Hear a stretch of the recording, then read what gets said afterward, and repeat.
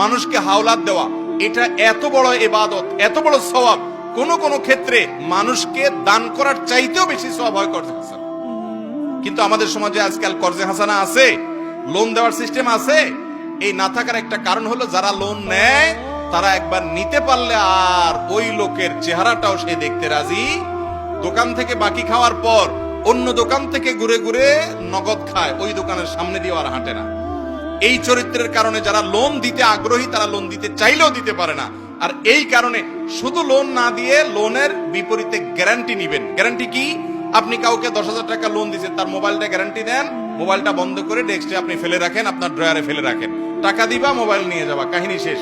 তাহলে সে গড়িমসি করতে পারবে না।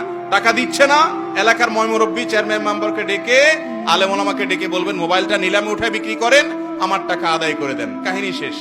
তাহলে সেক্ষেত্রে আপনার লোনও দিলেন, লোনটা আদায়ও হলো, কোনো ভয় থাকলো না। ইসলামের সব সমস্যার, সকল সংকটের সমাধান আছে, শুধু আমরা আমল করি না।